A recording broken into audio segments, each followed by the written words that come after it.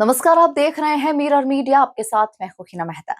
झारखंड में भर्ती परीक्षाओं को लेकर जारी छात्र आंदोलन के बीच मंत्री इरफान अंसारी ने बड़ा बयान दिया है। उन्होंने साफ कहा कि राज्य में किसी भी भर्ती परीक्षा का प्रश्न पत्र लीक नहीं हुआ।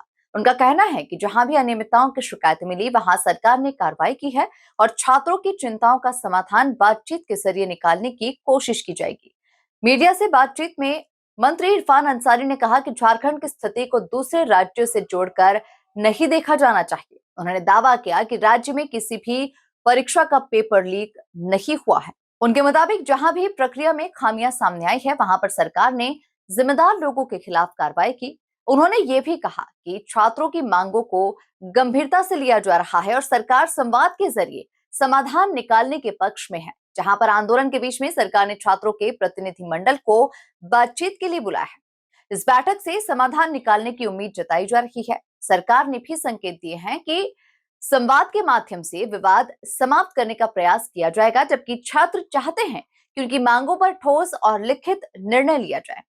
बताया जा रहा है कि एक कमेटी बनाई गई है जिसमें 4 मंत्री शामिल हैं जो सीधे छात्रों के प्रतिनिधि मंडल से संवाद करेंगे।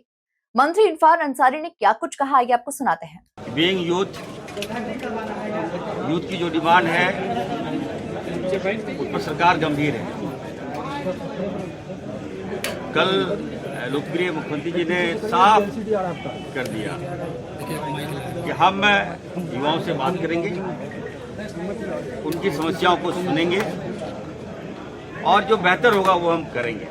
इसको लेकर एक कमेटी बनाई गई है जिसमें हमारे 4 मंत्री भी, वो लोग उनके पास जाकर वार्ता करेंगे और जरूरत पड़ेगी तो वो लोग मुख्यमंत्री जी के पास आएंगे और वार्ता करके मामला को शांत करेंगे। दूसरी बात मैं कहना चाहता हूं कि धरना में युवा और दिल्ली से भारी संख्या में लोग आए हुए हैं, ये मेरे समझ से परे है।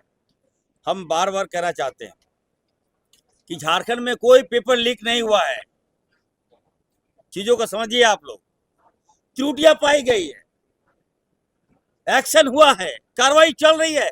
चेयरमैन का इस्तीफा ले लिया गया है, 12 लोग जेल में हैं और कठोर से कठोर हम लोग कार्रवाई कर रहे हैं।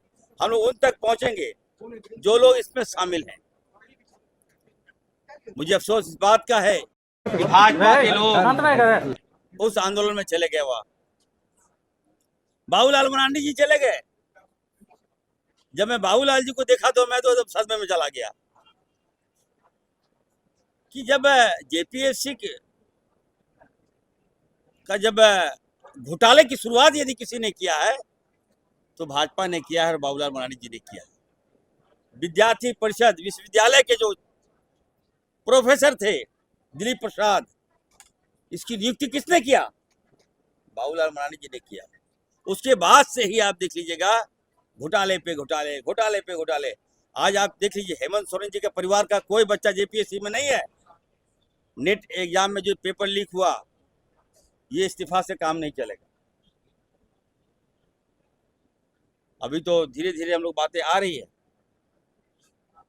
बेवजह झारखंड के जो धरना को आंदोलन का रूप दिया जा रहा है, ये बात ठीक नहीं है। हम लोग गंभीर हैं, युवाओं से बात कर रहे हैं। युवाओं के प्रति हमारी बिल्कुल भीतर से हमारी गहरी संवेदना है।